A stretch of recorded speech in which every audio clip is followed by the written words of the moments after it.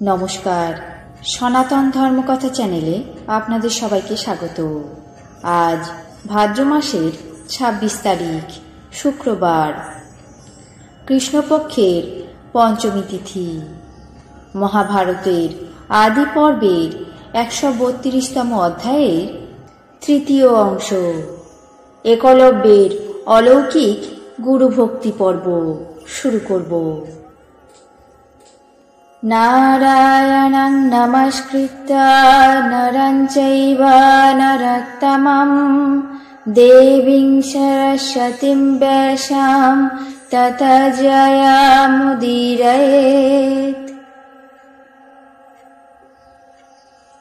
একদিন নিষাদরাজ হিরণ্যধনুর পুত্র একলব্য দ্রোণের সামনে এসে উপস্থিত হল।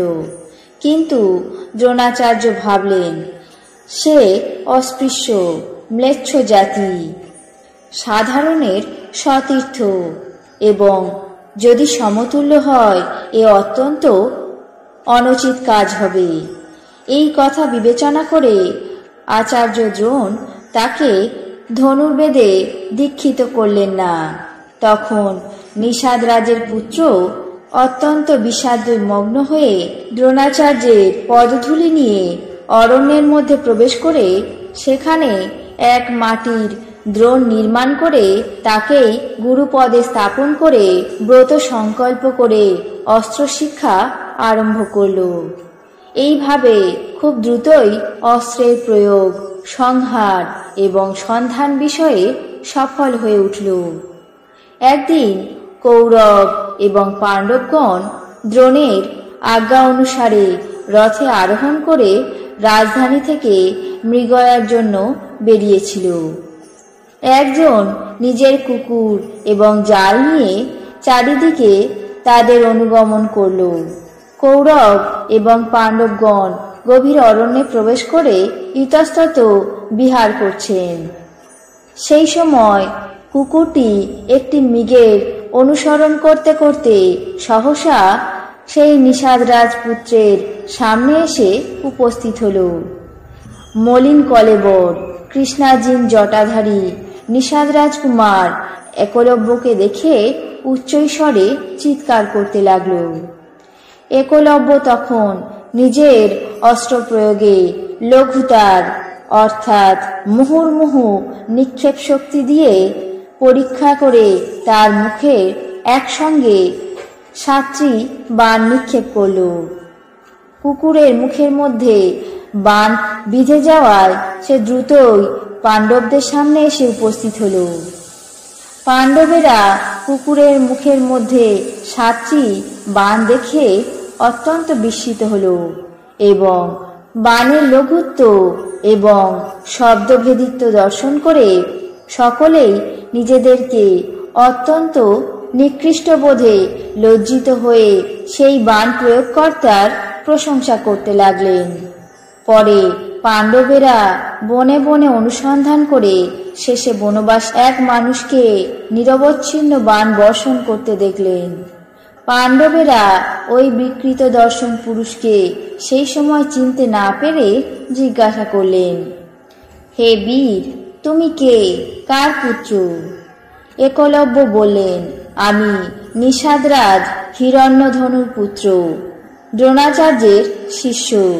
এই আশ্রমে একাই ধনুর্বেদ চর্চা করছি।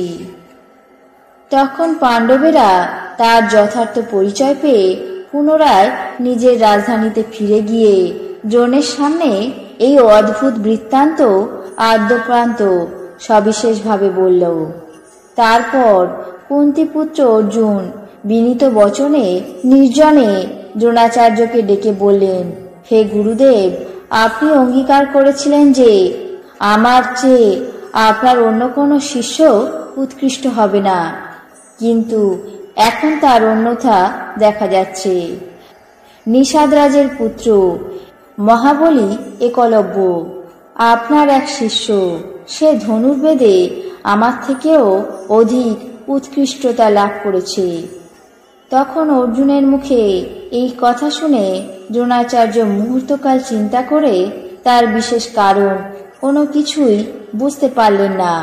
শেষে অর্জুনকে সঙ্গে নিয়ে সেই অরণ্যের মধ্যে উপস্থিত হয়ে দেখলেন সেই জটাজুটোধারী মলিন কলেবর নিষাদ রাজকুমার একলব্য সরাসন আকর্ষণ করে বারংবার বাণ বর্ষণ করছে।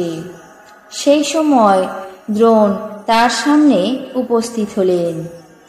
একলব্য হঠাৎ দ্রোণাচার্যকে আসতে দেখে পাদবন্দনা করে তাকে তার শিষ্য বলে পরিচয় দিলেন এবং বিধান অনুসারে তার পূজা এবং উপবেশনের জন্য আসন দিয়ে জোর হাতে সামনে দাঁড়িয়ে রইল। আজ মহাভারতের আদি পর্বের 132তম অধ্যায়ের তৃতীয় অংশ একলব্যের অলৌকিক গুরুভক্তি পর্ব এখানেই শেষ করছি। বাকি অংশ আগামী পর্বে পাঠ করে শোনাব।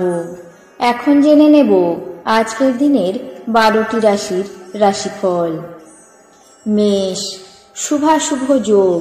বৃষ, কূট বুদ্ধিতে লাভ। মিথুন, গৌরব বৃদ্ধি।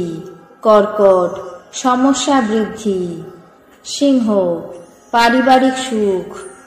কন্যা, দন্তপীড়ায় কষ্ট।